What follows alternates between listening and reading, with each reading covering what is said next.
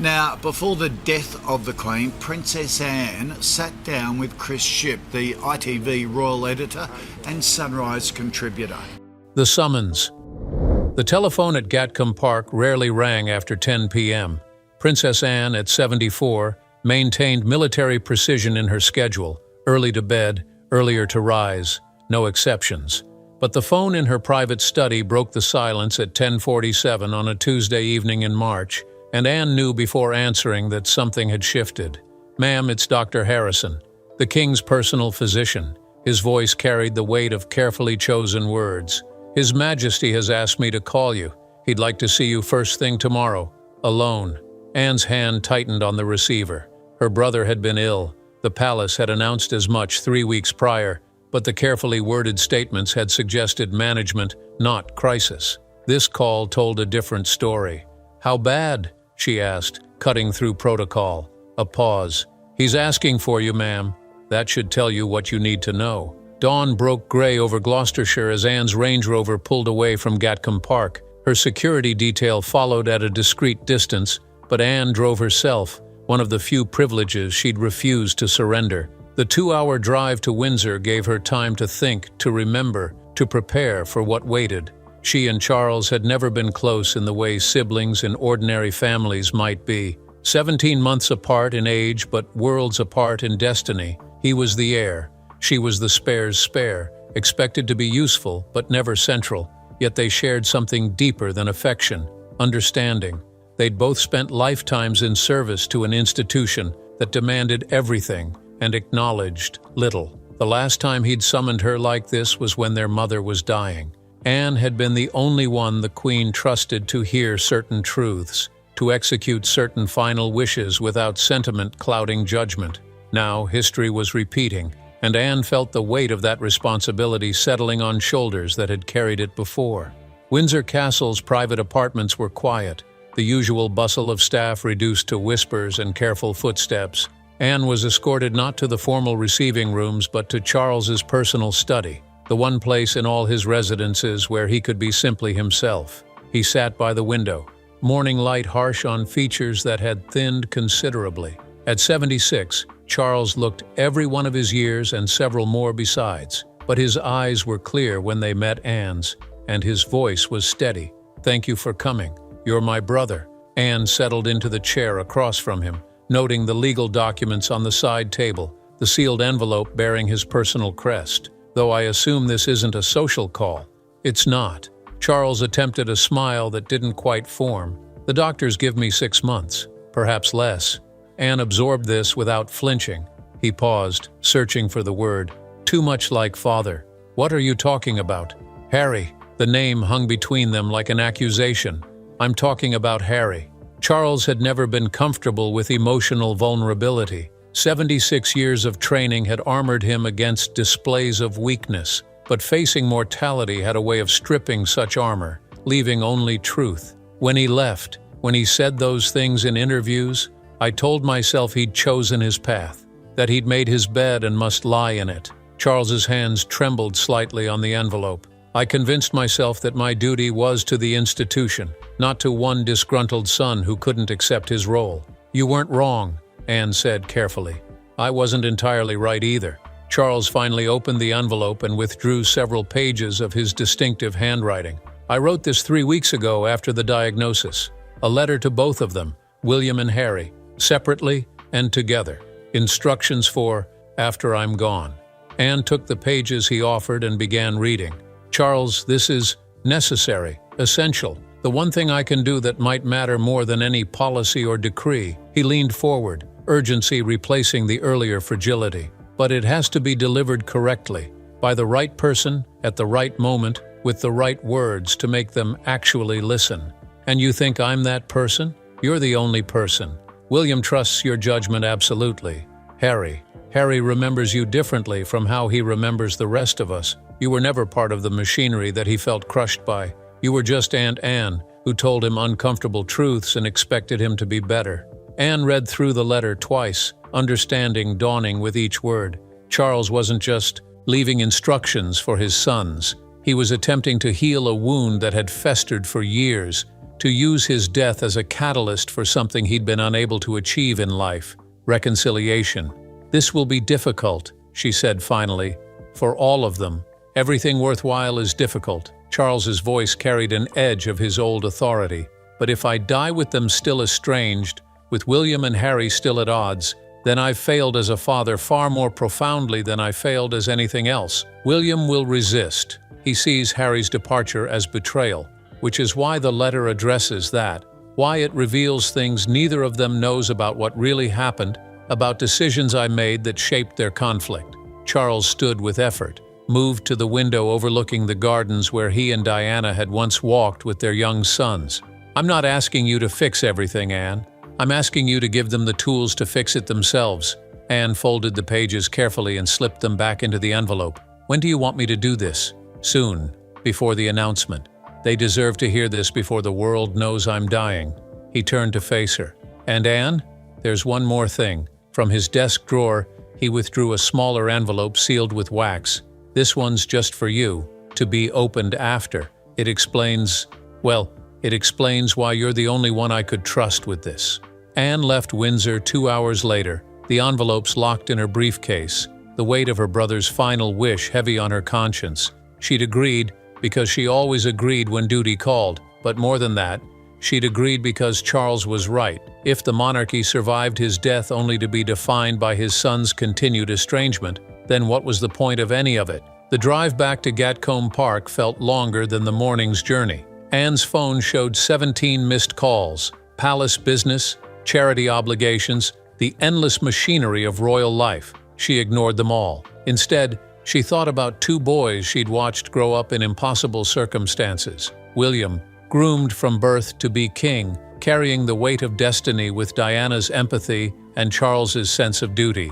Harry, the spare, brilliant and damaged and desperate to be seen as more than his brother's shadow. They'd both lost so much: their mother too young, their privacy to constant scrutiny, their brotherhood to competing narratives and palace politics, and now they were about to lose their father. The question was whether that loss would break them further apart or finally, impossibly, bring them back together. The revelation Kensington Palace at dawn held a particular quality of purpose. William had been awake since 5, reviewing briefings for the day's engagements, responding to correspondence that never stopped flowing. At 42, he'd perfected the art of compartmentalization, his personal feelings locked away while he performed the role he'd been born to play.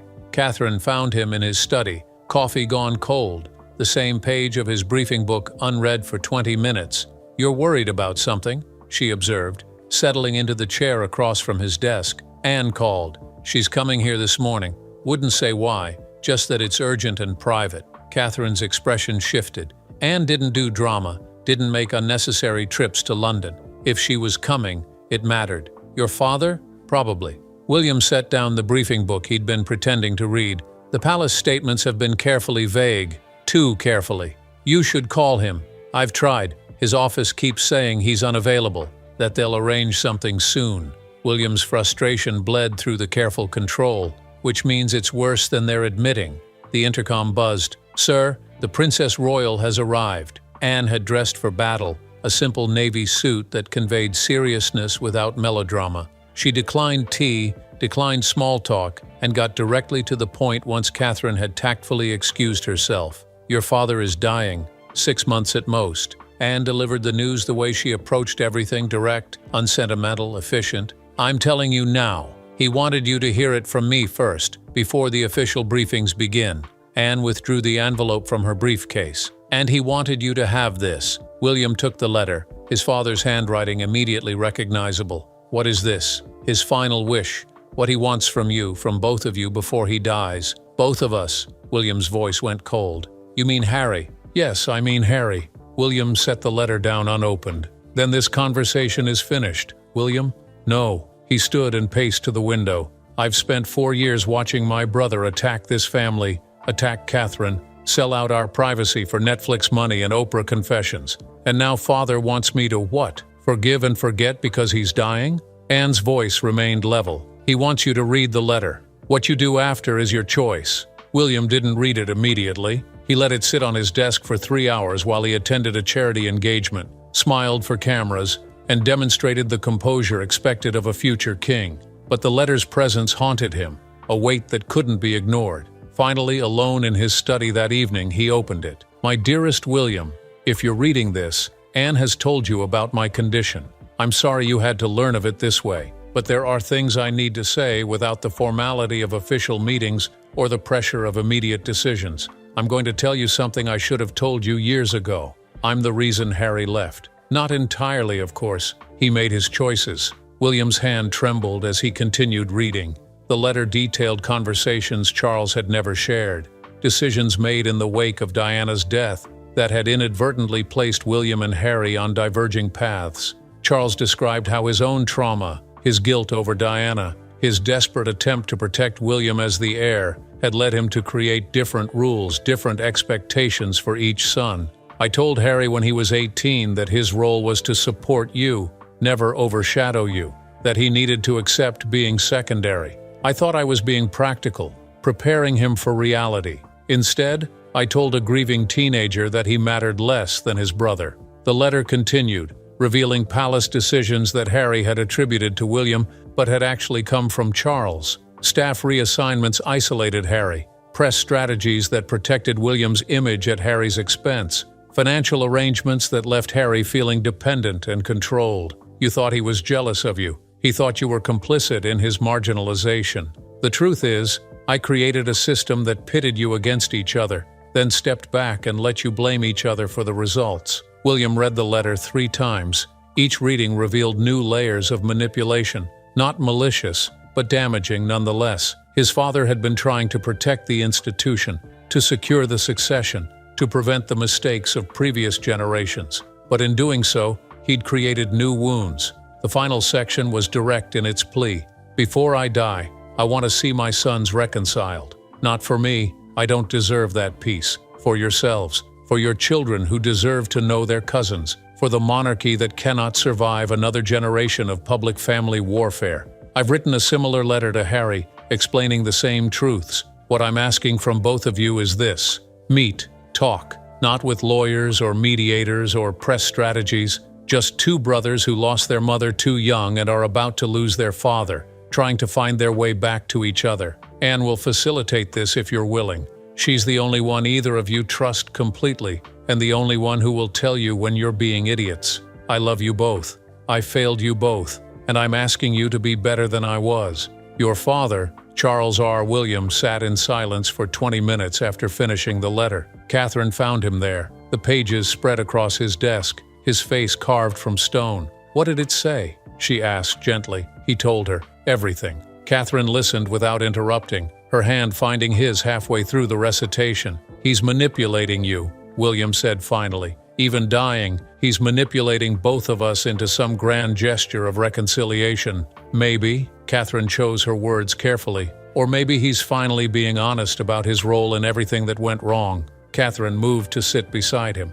"I'm not saying you have to forgive everything, but maybe understanding why it happened differently changes what forgiveness looks like." William looked at his wife, the woman who'd stood beside him through every crisis, every attack, every impossible day. "What would you do?" "I'd be terrified," Catherine admitted, "but I'd meet him. Not because your father is asking, but because the alternative is spending the rest of your life wondering if you missed the chance to rebuild something that mattered." That night, William called Anne. "I'll meet him, but I have conditions. Name them. Neutral location, no press, no recordings. And Catherine comes with me. I need someone there who has my back if this goes sideways." "Done. I'll contact Harry tonight." After hanging up, William found himself in George's room, watching his eldest son sleep. The boy was 13 now, already showing signs of the burden he'd carry one day, could choose reconciliation over pride. Maybe that was the real legacy worth leaving, or maybe he was just fooling himself into another painful disappointment. William wouldn't know until he faced Harry again, and that meeting was now unavoidable. The Prince Across the Ocean. Montecito at midnight was peaceful. Harry sat on the terrace of his home, the Pacific Ocean invisible in the darkness but audible in its endless rhythm. Megan had gone to bed hours ago, exhausted from a day with the children. He should have joined her, but sleep had been elusive lately. his phone illuminated with an unknown UK number. Harry almost declined. California had taught him to protect his peace, to guard against intrusions from his former life. But something made him answer. "Harry, it's Anne." His aunt's voice carried across 9 time zones and 17 years of complicated history. "Aunt Anne, it's quite late for you." "It's quite early, actually. I need to tell you something about your father." The next 5 minutes changed everything. Anne's clinical delivery of Charles's prognosis hit Harry like a physical force. 6 months, maybe less. The man he'd spent years being angry at, the father who'd disappointed him in countless ways, was dying. "I'm sorry," Harry managed finally. "I know you and he are. He's asked me to give you something. A letter. It explains a great deal about decisions that were made, things you weren't aware of that shaped everything that happened. I don't need explanations. I know what happened. I lived it." "Harry," Anne's voice carried the authority that had commanded rooms for 7 decades. "You don't know everything. And before you respond with anger or dismissal, I suggest you read what he's written, then decide." The letter arrived via secure courier the next morning. Harry held the envelope for an hour before opening it, aware that whatever it contained would complicate emotions he'd spent years trying to organize into a coherent narrative. Megan found him in his office, the letter pages spread across his desk, tears streaming down his face. "Babe." She moved to him immediately, her hand on his shoulder. He knew. Harry's voice was raw. "All those times I thought William was behind decisions. Father knew and let me think it was him. He orchestrated half the things I blamed William for." Megan read over his shoulder, her own expression shifting from concern to anger to something more complex. The letter Charles had written to Harry paralleled William's but included additional context, apologies for specific moments Harry had raised in interviews, and acknowledgments of failures Charles had never publicly admitted. "I let you believe you were less important because I was trying to protect the institution. I realize now I was protecting my own fear, that if I admitted you both mattered equally, I'd have to acknowledge I was capable of failing you both equally." For 3 days, Harry didn't call anyone. He read the letter repeatedly, cross-referenced it with his own memories, and discussed it endlessly with Megan. His therapist had a field day with the revelations, helping Harry untangle years of anger to find the core truths beneath. "The question," his therapist said during an emergency session, "is what you do with this information." The rift with William, leaving the UK, the interviews, all of it might have been avoided, maybe. Or maybe you all needed to reach this point before the truth could actually be heard. That night, Megan found Harry in the nursery watching their daughter sleep. "You're thinking about going back. Anne says William's agreed to meet. That father wants us to talk before he's gone. Do you want to?" Harry was quiet for a long moment. "Part of me wants to let it all stay broken, to say I've moved on, built a new life, don't need any of them anymore. But he's my brother, and our father is dying, and this letter suggests that maybe we've been fighting the wrong battle all along." He turned to face her. "What if we've both been reacting to manipulations neither of us understood? What if the enemy was never each other?" They talked until dawn, Megan playing devil's advocate, pushing Harry to examine his motivations from every angle. "If you go back and it goes badly, we're reopening wounds that have finally started to heal," she said. "The kids are settled here. You've found peace. Is it worth risking that?" "Is peace the same as healing?" Harry countered. "Or is it just avoiding the parts that still hurt?" Megan smiled slightly. "Okay, that's very therapeutic of you. 5 years of sessions ought to produce something useful." More seriously, she took his hand. "I can't tell you what to do. I can tell you I'll support whatever you decide. But I think you need to be honest about what you're hoping for. Because if you're hoping for some tearful reunion where everything's magically fixed, you're setting yourself up for disappointment." Harry called his aunt at 4 a.m. California time, which made it noon in England, the only overlap in their schedules that felt appropriate for the conversation. "I'll come, but I need your word on something." "Name it. This isn't a palace setup. No photographers conveniently nearby, no leaked details to friendly journalists. If I'm doing this, it's private." "Agreed. Your father's letter was explicit. This isn't for public consumption. This is for you and William to finally have the conversation you should have had years ago." "When?" "Next week. There's an estate in Scotland, private, secure, far from London's eyes. I'll arrange everything." "Will father be there?" Anne paused. "No. He thinks his presence would turn it into a reconciliation show for his benefit. This needs to be about you and William, not about performing forgiveness for a dying man." Harry felt something unexpected: respect. His father, for once, was putting his son's relationship ahead of his own emotional needs. It was possibly the most selfless thing Charles had ever done. "Okay, I'll be there." Packing for the trip felt surreal.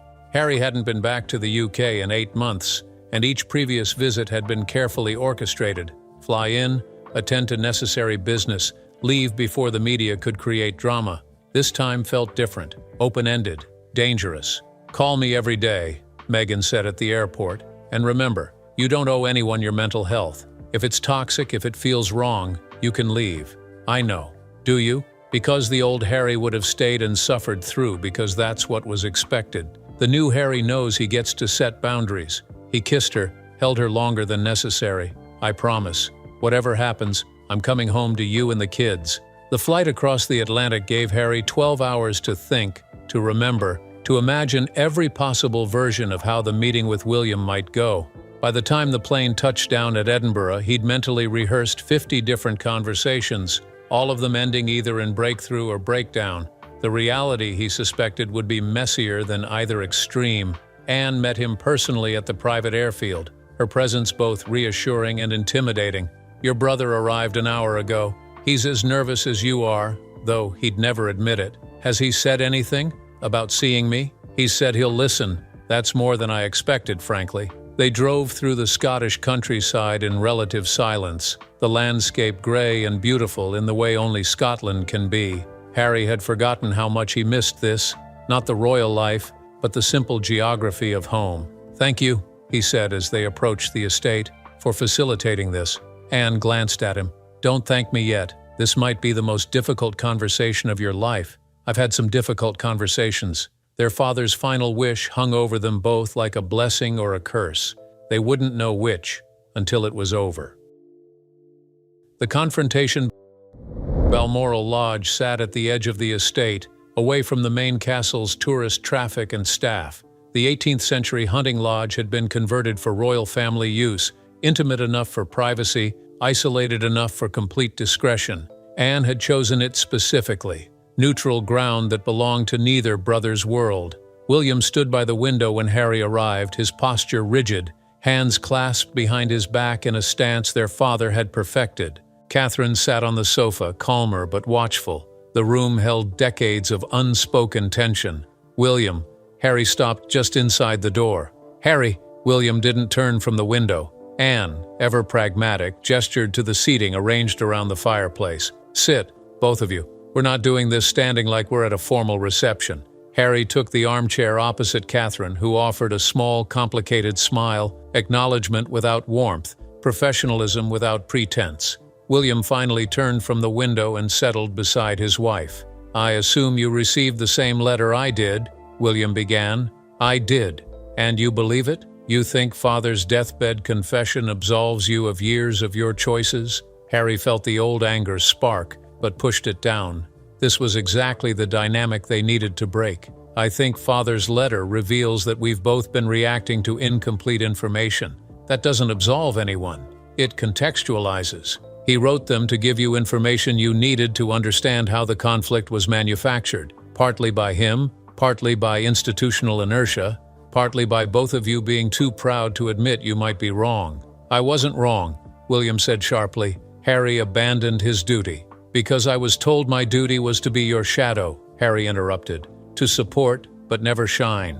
To smile while being offered less protection, less support, less of everything because the heir's comfort came first. That's how the system works. You knew that from birth. Knowing something intellectually and experiencing it emotionally are different things, William." Catherine spoke for the first time. "Harry, I'm not defending every decision made by the institution, but you've made choices that hurt us deeply. The interviews, the book, you told our private conversations to the world. You made our children's lives harder, and I regret that," Harry said, surprising them both. "Not all of it, but parts. The things I said in anger, the details I shared that were yours to protect. I was so focused on being heard that I didn't consider all the costs." Anne pulled out another document, this one compiled from palace records, staff testimonies, and documented communications. "Since we're finally being honest, let's be completely honest. I've spent the last week gathering evidence of every decision made regarding both of you from the time Diana died until Harry left. What I found was systematic bias, not always intentional, but consistent. She laid out the papers between them. Financial allocations showing Harry received significantly less than William for comparable work. Security arrangements that protected William's family more comprehensively. Media strategies that positioned Harry as the wild prince to make William look more responsible by contrast. This doesn't excuse Harry's actions, Anne continued, but it explains the desperation behind them. He wasn't imagining the inequality, it was policy. William studied the documents, his face unreadable. I didn't know about most of this. Of course you didn't. You were being protected too, from the ugly mechanics of how institutional preference operates. Anne looked at them both. Your father created a system that guaranteed conflict, then was shocked when conflict resulted. William stood abruptly and paced to the fireplace. When he spoke, his voice was tight with emotion he usually kept locked away. Do you know what it's like to carry the weight of succession from birth? To know that every choice you make, every word you say, affects not just your life but the stability of an entire nation? No, Harry admitted quietly. I don't. I can't. I envied you. William turned to face his brother. There, I've said it. I envied your freedom. William, Catherine started, but he held up a hand. And then you left. You took the freedom I couldn't have and used it to attack everything I'd sacrificed to protect. Do you have any idea how that felt? Watching you live the life I wanted while criticizing the one I was trapped in? Harry felt his throat tighten. I didn't see it that way. I thought you had everything. The title, the respect, father's approval. I thought I was fighting for scraps while you feasted. We were both wrong, William said. We were both prisoners of the same system, just in different cells. For several minutes, no one spoke. The fire crackled. Afternoon light shifted across the room, and two brothers sat with the truth finally laid bare between them. Catherine broke the silence. What does Charles want from you both? Specifically? Harry pulled out his letter and pointed to the final section. He wants us to attend his final public engagement together, to show unity, and he's asked us to make a public statement about reconciliation.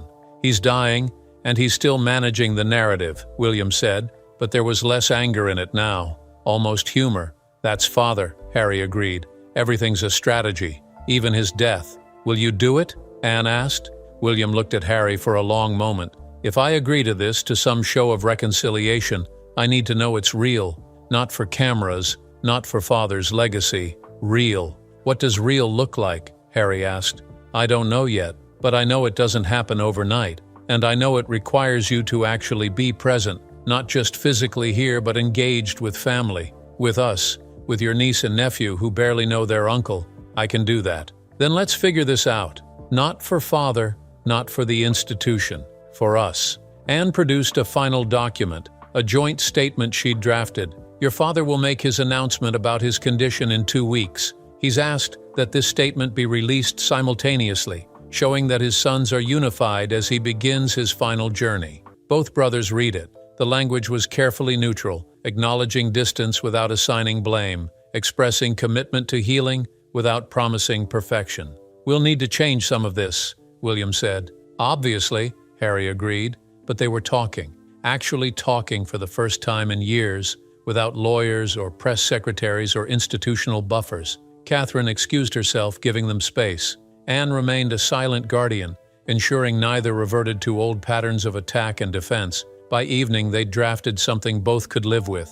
It wasn't perfect. It wasn't everything that either wanted, but it was honest, and that was more than they'd managed in half a decade. I don't forgive everything, William said as they prepared to leave. And I assume you don't either. No, Harry agreed, but maybe we can build from understanding instead of anger. Maybe that's enough to start. They didn't embrace, didn't perform brotherly affection. They weren't ready to feel. But they shook hands, formal, old-fashioned, somehow appropriate. Anne watched them depart separately, heading to different residences for the night. Tomorrow they'd meet again, begin the harder work of reconstruction. But tonight, they'd accomplished what had seemed impossible just days ago. They'd stopped fighting long enough to listen. Charles would be pleased. More importantly, perhaps, Diana would be.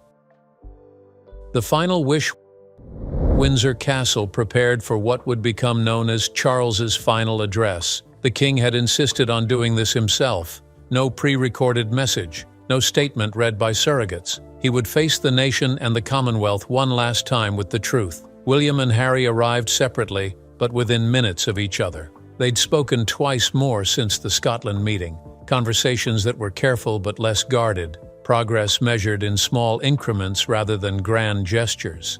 Anne met them in the private apartments. He's weaker than when you last saw him, but his mind is sharp. He knows exactly what he wants to say. The brothers followed her to Charles's study. When he looked up and saw both sons standing together, something broke in his carefully maintained composure. "Thank you for coming, both of you." "Father." William moved forward first and kissed his father's cheek. Harry followed, the gesture awkward, but genuine. Charles gestured to the chairs before his desk. "I have perhaps an hour before the doctors insist I rest. Let's not waste it on formalities." "I've read your joint statement," Charles began. "It's good, honest without being maudlin. Your mother would have approved." The mention of Diana hung in the air. She was always there, the ghost at every royal gathering, her absence a presence that shaped everything. "I owe you both an apology," Charles continued. "Not just for what I revealed in the letters, but for decades before that. I was so focused on preparing William to be king that I forgot Harry also needed to be prepared for life. And I was so traumatized by my own childhood that I overcorrected in ways that created new problems." "Father, we're not here for," William started, but Charles held up a hand. "Let me say this, while I still can." He paused, gathering strength. "You've both become better men than I managed to be. William, your dedication to duty with compassion, that's your mother in you. And Harry, your courage to choose your own path despite enormous pressure, that's also her." "And you?" Harry asked quietly. "I gave you both my stubbornness and my tendency toward self-pity." Charles smiled slightly. "Not my best gifts, I admit." At 6 p.m., the nation tuned in to BBC One for the King's address. Charles sat at his desk, the same spot from which his mother had broadcast during the pandemic. But where Elizabeth had radiated steadfast calm, Charles showed something different. Vulnerable humanity. "My dear people," he began, his voice steady despite visible frailty. "I speak to you tonight to share news about my health and, more importantly, about my family." He explained his diagnosis with clinical precision, neither dramatizing nor minimizing. 6 months, perhaps less, with treatment focused on quality rather than prolonging the inevitable. Not touching, but together, presenting a united front that had seemed impossible weeks earlier. William spoke first. "Our father's illness has reminded us of what matters most: family. Not titles or traditions or centuries of protocol, but the bonds between people who share history and blood and loss." Harry continued. "We've spent years allowing external pressures to divide us, following a script written by institutional inertia rather than our own values. Today, we're writing a different script, one based on honesty about the past and commitment to a better future." They took turns reading from the statement they'd crafted, each section revealing more of the journey they'd been on. They acknowledged pain without dwelling on grievances. They admitted failures without assigning blame. They promised effort without guaranteeing perfection. "Our mother taught us that vulnerability is strength," William said, "that admitting when you're wrong takes more courage than defending when you're right. And our father is teaching us even now that it's never too late to heal," Harry added. "That family is worth fighting for, even when fighting means surrendering old anger and wounded pride." Social media erupted. Opinion was divided. Cynics called it a calculated PR move. Supporters saw genuine emotion. Royal watchers analyzed every word for hidden meaning. But the overwhelming sentiment was hope. People wanted to believe that reconciliation was possible, that wounds could heal, that even the most broken relationships could be rebuilt. Catherine watched from Kensington Palace with her children. George, at 13, asked the question that haunted everyone. "Will Uncle Harry come home now?" "I don't know," Catherine answered honestly, "but at least they're talking. That's more than we had yesterday." In Montecito, Meghan watched with her own children. Archie, old enough to understand some of what was happening, asked if they'd visit Grandfather Charles. "Yes, Meghan said, making the decision in the moment. Yes, we will. After the broadcast, after the advisors left and the cameras were packed away, Charles asked for a moment alone with his sons. Anne, Catherine, and the staff withdrew, leaving 3 generations of monarchy in a room thick with unspoken emotion. I don't expect you to forget everything that's happened, Charles said. I'm not sure I'd respect you if you did, but I hope you can move forward without the weight of my mistakes compounding your own.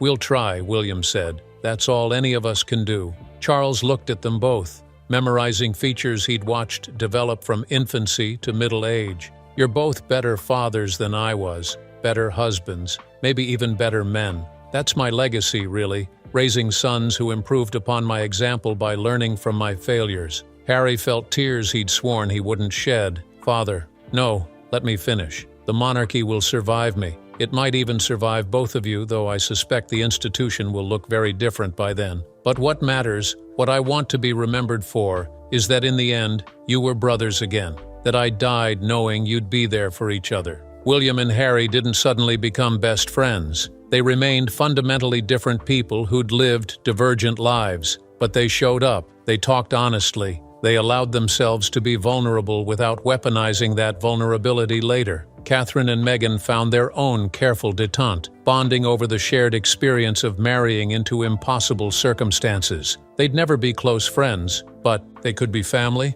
which was different and perhaps more important. Anne watched it all with satisfaction. She'd delivered her brother's final wish, facilitated the healing he couldn't accomplish in life but could inspire in death. Charles died on a Tuesday morning in early May, surrounded by family. His last words reportedly were, "They're together. That's what matters." The funeral was magnificent, all the pageantry Britain excels at, all the solemn dignity monarchy requires. But the moment that defined it came during the procession when William and Harry walked side by side behind their father's coffin, just as they'd walked behind their mother's 26 years earlier. This time they supported each other through the grief. The joint statement they released afterward was brief. Our father's greatest gift was showing us that love requires courage. The courage to admit fault, to forgive failure, to choose connection over pride. We honor his memory by continuing the work he began, building a family worthy of the institution we serve, and an institution worthy of the family we love. It wasn't a fairy tale ending. Harry and Meghan returned to California. William assumed duties as heir with renewed purpose. The wounds didn't magically heal, and difficult conversations remained ahead, but they were talking, actually listening, working towards something better than what they'd had. At 74, Princess Anne had delivered her brother's final wish, not the fantasy of perfect reconciliation, but the reality of 2 brothers willing to try. And sometimes, that's the most anyone can ask for. What do you think about Princess Anne's role in facilitating this reconciliation? Could the royal brothers have healed without their father's final intervention? Share your thoughts in the comments below. If you found this story compelling, don't forget to like this video and subscribe for more untold royal stories. Hit that notification bell so you never miss our exclusive deep dives into the hidden world of royalty. Which royal story should we explore next? Let us know. Thanks for watching, and remember, even in the most fractured families, healing is possible when courage meets compassion.